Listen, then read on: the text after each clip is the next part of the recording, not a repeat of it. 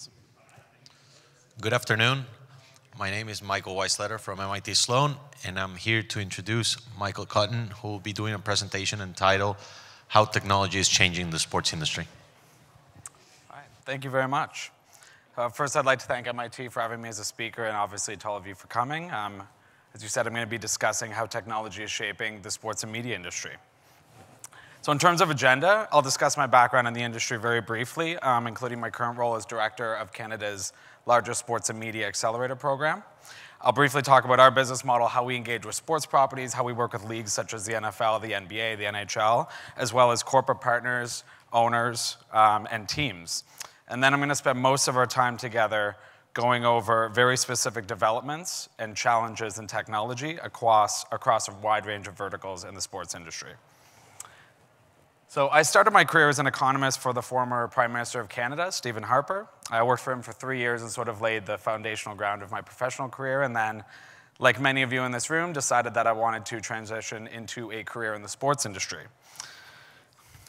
I moved to New York, attended NYU's sports business program, at which time I also interned at Sportsnet New York on the broadcast side, which is a regional sports network owned predominantly by the New York Mets. They also broadcast New York Jets games, as well as the remnants of Big East basketball back in the day. And there I got to do a lot of original programming, learning sort of the in and outs of the broadcast industry. From there, I moved to Major League Soccer's front office on Fifth Avenue in corporate communications, working for Commissioner Garber. Then I went to the New York Rangers for the 13-14 NHL season, and when the Kings beat us in the Cup Finals, my contract was not renewed by Mr. Sather, so I moved on to write analytics studies for NHL teams on an ad hoc basis.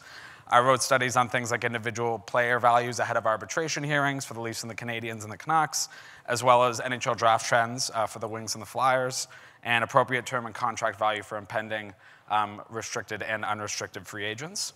I then ran the business side of the front office for the St. John Sea Dogs. For the non-hockey fans in the room, that's a team in the QMJHL, which is one of the 3 leagues under the umbrella of the Canadian Hockey League. I did that for almost 2 seasons. And then I assumed my current role as director of Zone Startup Sports and Media when we launched our accelerator program in partnership with the NBA and Commissioner Silver about a year ago when the All-Star Game was in Toronto. So for those of you who are unfamiliar with incubators and accelerators, how we operate is companies apply to join our program. We accept about 1% to 3% of companies who apply. For those who are accepted, we take a small amount of equity in each company, usually about 3 or 4 points, in exchange for helping them grow and scale their business, providing them with access to mentors, advisors, and resources. We have a private seed fund attached to our company with which we can choose to make subsequent investments in the companies that come in. And then our main value is we connect them to corporate partners. So running the sports and media side, our corporate partners are leagues, teams, agencies, and then other stakeholders like owners and sponsors. So we essentially act as a conduit between the later stage startups that we accept in the program and then our corporate partners on the other side, connecting them. And then we also scout and recruit companies on an ongoing basis according to our partners and their business objectives. So if we take Rogers as an example, am I on the right slide here? I'm not. There we go. If we take Rogers as an example, Rogers is our founding partner. Strong Canadian brand. They have ownership stakes in 4 of the 5 major North American professional sports leagues. So if Rogers wants us to develop, say, some fan engagement tools for the Blue Jays' upcoming season, which is just in a few weeks, assuming we don't already have companies that we can plug and play, we have about 85 companies in our Toronto office. So if one of them is already sort of playing in that space, ideally we'll plug that technology into their ecosystem, test it, iterate it, get some consumer feedback at games, improve it, and then launch it during the regular season. If we can't do that, what we'll do is we'll work with Rogers to develop that product internally with our engineers and our web developers, the individuals that understand that technology. And of course, on our side, partners like Rogers are great because they provide our startups with additional distribution channels and the ability, as I said, to pilot the technology in their ecosystem with their consumers. We also run tech showcases across several verticals. If any of you are ever in Toronto, we do 1 per quarter. Our next one coming up is eSports. We're going to do one in the spring on fan engagement. We're going to do a digital media tech showcase. And what we do is we invite all of the big 4 professional sports leagues, or big 5, including Major League Soccer. And we basically show them what's going on in the industry in terms of tech, what's coming around the corner, what the NFL is asking us to look at, the NBA, and so on. And it just sort of gives you a nice snapshot of the industry at a point in time. And now, as promised for the rest of the presentation, I'm just going to dig into some current topics, challenges, priorities that are facing current leagues and teams, and I said as well as other stakeholders like owners, broadcast partners, and sponsors. I'm going to start with AR/VR. So our first experience in VR was with companies, broadcasters, and networks that were in industries that were experiencing declining TV ratings. And to put it bluntly, some of the industries were taking a bath on TV ratings. So what we're trying to do is find new ways to deliver content to consumers. Think NASCAR, horse racing, giant slalom skiing. How many people in this room watch horse racing? Actually? Okay, so 1. How many people watch skiing? 2. How many in this room would watch horse racing or skiing if I had a wearable that I could implant in the helmet of either the jockey or the skier going down the hill, and you had a 360 fisheye camera and you could see everything they saw as it went down the hill? Okay, broadcast, they would probably want to see more hands, but that's still better. That's an improvement. So that's essentially what we do, and we're going to pilot in South Korea in terms of the skiing. The jockey, to be blunt, it's sort of a work in progress. It's got a bit of the Oliver Stone Any Given Sunday camera shaky aspect because their heads are bobbing up and down at those speeds. So we're working on technology to stabilize that, but the skiing is actually coming along well, and what we've recently developed is advertisement heat maps, which determine where retina traffic is being directed, and that's how we determine how much sponsors are charged to participate. So if you picture yourself inside the helmet of a skier going down the hill, the scoreboard's usually on your peripheral vision on the right or left. We may charge Audi, $80,000 or $100,000 if your retina traffic is going there 6-7% of the time. So again, the price is totally commensurate with how often people are looking at your brand. While as the straightaway, which you may be looking at 80-85% of the time, might cost you $400,000 or $500,000. So it's kind of a cool tech that we're developing, and it's coming along nicely. During the World Cup of Hockey last fall, for hockey fans, the NHL debuted a couple of new initiatives with us, one of which was ref cams, which were, from what we saw, generally well received. The other was a form of AR with digital rink board advertisements, which is really an area that the league hadn't developed or moved from since they first started using rinkside advertisements in 1980. And specifically what happened is viewers saw a virtual overlay that allowed a single brand to take over the Air Canada Centre for a period while the broadcast was on those boards. And these digitally enhanced boards were the result of a 2-year project between the NHL, our broadcast partners, and a London-based company called Sepanor, which provides hardware that uses infrared, and it essentially replaces the on-site boards with images during the broadcast. So the NHL, as I'm sure many of you know, we have different partnerships by region with the league. So during the World Cup, Canadian viewers saw brands such as Scotiabank, Tim Hortons, Canadian Tire, while as American viewers on ESPN would see brands on these digital boards for Geico or DraftKings. And then, of course, the global feeds carried advertisements that targeted audiences outside of North America. The technology has really obvious upsides. Rather than being one in a sea of boards, a single brand can command 100% of ringside visibility during the time it's actually on the B-roll on TV. And they also present more dynamic messaging opportunities for the sponsors themselves. So if you think about Geico, rather than just slapping your brand on a 12-foot board or your logo, you actually have room to maybe convey a new digital marketing campaign to the consumer. So for Geico, it's always like the 15% savings thing. But you actually have more physical real estate to be more creative with your advertisements. The challenge now with the league is that the technology is cost prohibitive without the economies of scale that are accompanied by tournaments like the World Cup, where you have dozens of games over a period of a few weeks in the same arena. Because Sepanor's system, what we had to do is the NHL attached hardware to a TV camera that would pick up the infrared signal from an invisible film that we placed over the boards, which is very expensive. So it was a very successful pilot, great first run, but the question now is, can we develop software that makes it economically feasible or economically viable in individual NHL markets? The answer for right now is no, but that's what we're working towards. Another aspect of AR/VR I want to discuss, Rogers has also invested in this with us, and they recently launched the first live NHL VR experience. So a recurring theme in the past year has been, how does VR fit into live game experience? So at this point, most sports and media companies have tested applications of this technology. And it will continue, obviously, to shift from a novelty to a business as distribution platforms are established. And the idea behind this was that we have 360-degree viewing over 6 Hockey Night in Canada broadcasts. So we actually distributed 350,000, if I recall, cases of hardware in actual cases of Molson Canadian beer. It's pretty much the most Canadian sponsorship activation you can imagine.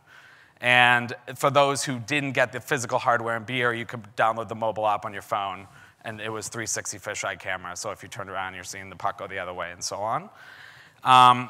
These obviously weren't really high-quality headsets like an Oculus Rift. It's more like a Google Cardboard, but it does represent a step towards mass distribution funded by a sponsor, and hopefully eventually distribution of live events at the Air Canada Centre in the near future. What is notable about this deal is that as a result of the Molson sponsorship, the deal was revenue positive, which in this space, as I'm sure many of you know, is a rarity. So we were pleased with that. When Rogers spent $5.2 billion to procure the exclusive Canadian national TV rights for 12 years, part of its overarching strategy, and actually part of the deal we made with the NHL, was that we had to innovate and try to be creative in terms of how we deliver content to consumers on TV. So this is really a first step in demonstrating our ability to bring these new technologies to life. I'm just going to say a few words about wearables. So I'll start with advanced player tracking and how the NBA is pioneering the use of GPS tracking services or devices with Catapult Sports, which makes wearable sensors and have a very prominent presence at this conference, as I'm sure you've noticed. So these are high-tech devices that measure hundreds of data points ranging from acceleration to biometrics. They're currently almost weightless, usually worn under a waistband, which enables you to wear them during games or training and collect data, and then use that data for performance benchmarks, keep players on the court longer, and generally just to improve strategy. And in the fitness space, so I'm talking more amateur market now, trackers are really the most broadly used wearables. They provide information on everything from number of steps taken to calories burned, heart rate, sleep pattern monitoring, GPS tracking. These products range, as I'm sure many of you own them, smartwatches, Fitbits, simple pedometers, and they generated over $4 billion in revenue last year alone. And our projections are that sales will almost reach $15 billion by 2021 for these products. So the demand for all levels of these products is growing, and their use is becoming increasingly ubiquitous. I'll say a couple words about Push. Push is a company in our space that developed a product that they branded as the Swiss Army knife of weight room technology. And what they recently did is developed an athlete assessment system. They called it Push Vital, and it was developed in partnership with the San Francisco 49ers. And Chip Kelly actually spearheaded it before he departed. And the challenge was to non-invasively measure an athlete's daily recovery and readiness to train while trying to avoid those 24/7 monitoring devices that are often met with heavy resistance from both athletes and players' associations. And so in less than 4 minutes, the system will measure an athlete's heart rate variability and perform a medical-grade weigh-in, is what we call it. And what happens is you combine all these metrics into one test for the 49ers, and then that essentially gives them the information they need to balance training programs for each individual athlete. Data is obviously then sent directly to the coaches and trainers. Other examples for training purposes are things like smart socks to improve runners' posture, or smart shirts to monitor golf swings or your form throwing a football or baseball. This is all real-time performance data that can be used to adjust output that will maximize your results. And of course, it provides individuals and teams with the ability to have a competitive advantage over their opponents. Now, wearables, on the other side, can also target fan engagement, training, and safety products. So another one of our portfolio companies, Alevity, develops audio and communications products, and these are light wearable technologies that are designed around helmet gear. So the two products that we specialize in with them is an audio device and then a communications device that allows for voice communication for up to a group of 12 people without the need for any mobile or Wi-Fi. It's the first of its kind. And they recently participated in the NFL's First and Future competition over Super Bowl weekend in Houston, and are in discussions with some major sports leagues to develop a next-generation communication solution for officials. So they're not all huddling, and then sometimes the mic doesn't work. These are just totally wireless, don't need mobile, and up to 12 people can use it. So obviously this only scratches the surface of the capabilities and applications in this space, but we only have so much time, so I'm going to move along now to discuss a few developments in digital media. So I'm going to start with Sportsnet Now. That was launched last year as a direct-to-consumer standalone streaming service with a separate online subscription. So all you needed to get this sports package was the internet. And this was one of the first OTT sports offerings. WWE, I believe, was first a few years ago. But this strategy really severed ties that had bound live sports broadcasting to traditional television. And this, there's this mentality of sports as the last bastion of stability in the broadcast industry. But really now we're starting to see it undergo some digital upheaval. And by allowing anyone to sign up, regardless of whether you have cable TV, you're creating an interesting dilemma. On one hand, you don't want to cannibalize your core business, which is cable TV. So it's a leap of faith that carries some risk. But it's also an acknowledgement of where the broadcast industry is heading. More streaming options, increased number of cord cutters, and frankly, an increased number of consumers that don't even consider getting cable in the first place. But as a cable company, you hit an inflection point where you don't want to signal to consumers that they don't need cable to get live sports. So that's sort of the balance we're trying to strike is, how do you balance traditional outlets like broadcast and then newer outlets like OTT streaming video or social media like the NFL's deal with Twitter? But I will say that OTT, especially compared to traditional cable TV or linear channels, provides invaluable insights into how fans consume sports and entertainment content and how they, especially how younger demographics actively engage with sports and media properties. And these are insights that are not only valuable to people like Sportsnet or the NHL, but to their corporate partners who are constantly looking for new and innovative ways to activate with prospective consumers. Next, I'm going to discuss automated ad buying and a specific partnership example I'll give you guys between Rogers and YouTube. This was an experimental ad campaign we ran. So in the control room, normally we'd just be broadcasting traditional content, like packaging clips, that sort of thing. But in this instance, we were also making ads. These ads promoted NHL Game Center Live. And when a goal was scored, what happened is Rogers would upload instant replay footage via a private YouTube link, and then Google would grab that link and slot it into an already produced advertisement. And they'd say something like, check out the goal that you just missed. And this targeted two groups. One is fans who are online but not watching the game, including those who are just looking up scores, checking on their fantasy. But then it also targeted the increasingly prevalent second screen demographic of fans who are watching one game on TV or one game online and monitoring out-of-market games on a second device. I think going forward, automated ad buying is likely to become, in my opinion, more prevalent as marketers look for more efficient ways to target their digital campaigns. This type of bidding, by the way, now accounts for over 50% of all digital advertising spending, and that figure has risen 5 years in a row. All right, this is a fun one. Stadium technology. I'm going to go over two stadiums really quick. One is Rogers Place because I was involved with it and I know it a little more. And then the other one is Golden One Center in Sacramento because it's a really cool arena. So Rogers Place is the centerpiece of the ICE district, which is a multi-development, a multi-use development of the usual cadre of services, hotels, retail, condos, that sort of thing. And when we were building the arena, not surprisingly, Rogers, really wanted stadium technology to be a priority, to the point where all of their executives actually visit over 40 arenas on 3 continents to basically scout and, for lack of a better way of putting it, steal ideas. And the idea was, in addition to using ideas from other teams, to also improve upon them. So, for example, 2/3 of capacity for the arena is in the lower bowl suites or premium seating, which is something that's obviously becoming increasingly prevalent in the NFL because you don't share suite revenue, but in the NHL because ticket revenue still accounts for a disproportionate amount of overall operating income and revenue because of our smaller broadcast deal, national deals, that is. And then in theory, from an acoustic standpoint, it creates, this is what the builder said, an impenetrable wall of sound that's intimidating to visiting teams. I don't know if that's true or not, but that's sort of part of the rationale for packing everyone into the lower bowl. They also have, it was like 1,250 large screen TVs all around the concourse.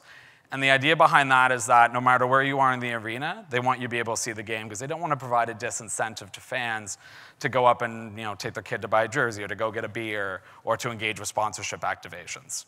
And then I also want to discuss the neighborhoods concept. This was all about club exclusivity and access. So you need tickets, digital tickets obviously, to access each separate club within the arena. So what Rogers did is they've disentangled the premium experience and now taken steps to tailor offerings to specific consumers. So fans can provide information through chatbots, so you're texting real time to a computer, and it's aggregating the information that you want to provide you with the premium experience that you're paying for. So really what's happening is the fan's not checking into the arena's checking into the fan. So if an arena if an area remains open to serve alcohol and play live music after the game, only residents of a certain neighborhood will get to experience those perks. And then another company of ours, Learniture, works with the Sacramento Kings. So I'm just going to, as I said, spend a minute discussing some of their tech because it's a pretty remarkable arena.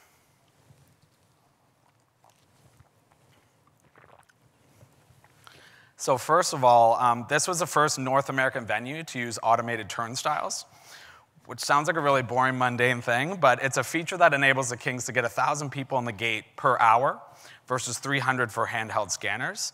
And if you can imagine the revenue implications of this. As I just said, you're getting them in the building earlier, you're providing them with more time to purchase merch, engage with sponsors, and F&B, and indeed, it did augment per caps precipitously in terms of food and beverage.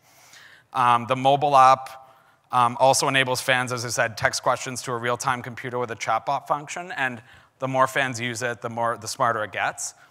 We use that at Rogers Place because we borrowed the idea from Sacramento. And this includes everything from where to park, how to change your seat temperature, how to find your seat, where to order food, what are the shortest bathroom lines. It streamlines your whole fan experience process. And then the backbone of the arena is we have 800 access points installed under seats, and they're all attached to beacons that all have location-based technology that communicates directly with your mobile device. And then speaking of location-based technologies, they can also be applied to fan engagement tools. So beacon technologies can be used to track and leverage your search engine optimization, what you've been looking at on your phone, and send tailored offers to fans who have that team app on their phone through geolocated zones. So once a device's physical location, say your cell phone, is tracked, it triggers a location-based action.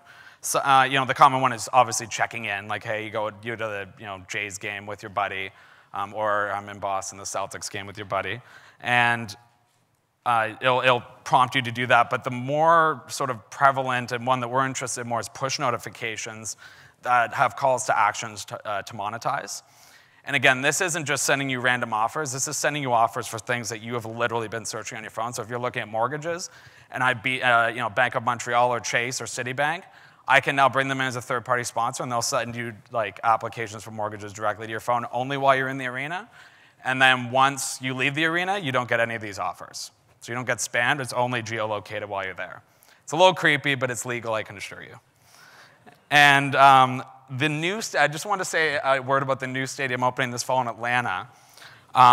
They are really looking to work with IBM to streamline the whole fan experience, all about engaging consumers before, during, and after a live event. So going forward, I do think we're going to start to see a lot more AI and bots. And for Atlanta, what it's all about is you wake up in the morning, what traffic route do you take? What gate should you go to for the tailgate? What gate should you enter? Where are the shortest bathroom lines? And so on. And these bots help ensure scalability. But because they become more intelligent the more you interact with them, they also incentivize consumers to engage with them more, which is great, because then we're getting more back-end data. But most importantly, it helps tailor the fan experience to what you want, what you're paying for. So now on to our final topic, the emergence of eSports. So it's no secret the industry has experienced exponential growth in recent years. Last year, an estimated 323 million people tuned into esports coverage, and that number is expected to top 380 million people this year. And as you can see, esports viewership not only rivals major traditional sports broadcast ratings, but in many instances surpasses them. And the real reason advertisers are clamoring to reach esports demographic is really as a result of its makeup. These are young fans, they have higher than average disposable incomes, a high propensity to spend on entertainment. It's really the golden ticket for marketers and advertisers, just to give people a sense of why they're crawling all over one another to enter the space. Esports is largely unregulated. It's sort of spawned this Wild West mentality where publishers have disproportionate power and leverage, although you are starting to see publishers now partner with owners in traditional sports teams to create some semblance of sanity and foundation in the industry. Many new investors and corporations are positioning themselves to enter the space right now, as I'm sure many of you know. And it's imperative for those non-endemic parties, at least in my experience, to do so authentically and to be receptive to the esports community. Corporations that have really succeeded tend to hire endemic esports staff rather than attempting to teach and transplant their incumbent employees into esports. That just hasn't really tended to work in my experience. Most industry insiders and experts that I work with believe the developments over the next few years are really going to lay the foundation for, in terms of industry standards for the foreseeable future. That includes everything from regulatory issues to the formation of players' unions to how sponsors, corporations, and traditional sports groups are going to integrate into the industry.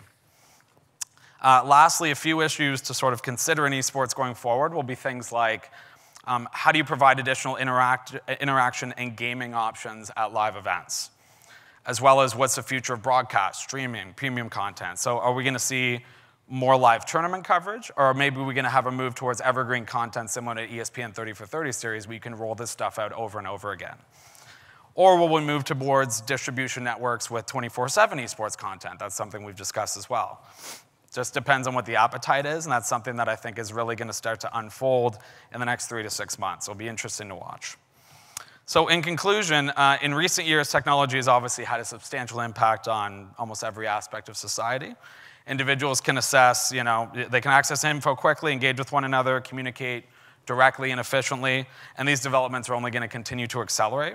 Now, while advancements in stats, analytics, and data narratives formed the bedrock, and I would argue in many instances were the catalyst for progress in the industry over the past couple of decades, I say going forward, a fundamental understanding of technology and its impact on sports and media will be crucial to excelling in the industry, both as individuals and as teams and leagues. So technology is really the new cornerstone for league growth, and an ability to leverage technological developments will dictate, in my opinion, who rises and falls on the business side of the industry as these advances continue to shape sports and media for the foreseeable future. So I'll thank you guys again for having me, and at this time I'll take, I guess, any questions you may have if we have time.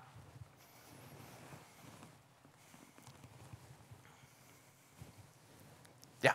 Yeah, so earlier in the conference I heard a few people make reference to individualizing the experience for visitors to these events.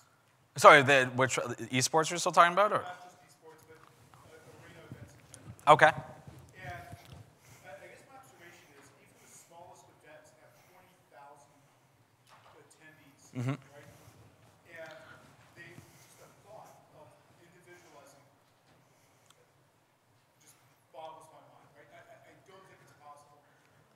But is there something technologically that you see that would enable, beyond shorter bathroom lines, and individualization of the experience? And frankly, do you think it's a realistic or relevant goal? That's a great, so this question was about the ability to actually individualize or tailor experiences to consumers. I would look at it as one of those three, I don't want to say silos, but lanes in terms of before, during, and after events. I think what you're talking about more is during the event, right? Because I would argue like before and after is pretty simple. After is all about engaging you based on what you're interested in, what you've been looking at, what the data tells us you want to see, what kind of content you want to engage with. Before the event is just convenience, right? It's like, how do you get to the arena? How do we make sure that you're not stuck in traffic, whatever?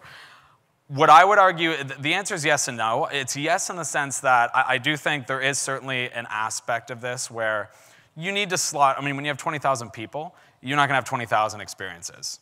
So there is a need, like with the neighborhoods concept at Rogers Place, where we may have 15 or 20 different premium experiences, and you do need to a degree, slot into one of those packages. I will say that in terms of the ability to try to pry more money from your wallet or to send you geolocated offers, that can be tailored because it's just based on what you've been looking at on your phone and the back-end data that we've procured from you essentially opting into a certain app or service digitally. But yeah, in terms of in the arena, I would agree that there's certainly, you're going to hit sort of a ceiling at some point where you can't create, 15,000 different fan experiences. Yeah. Does that help answer? Yeah.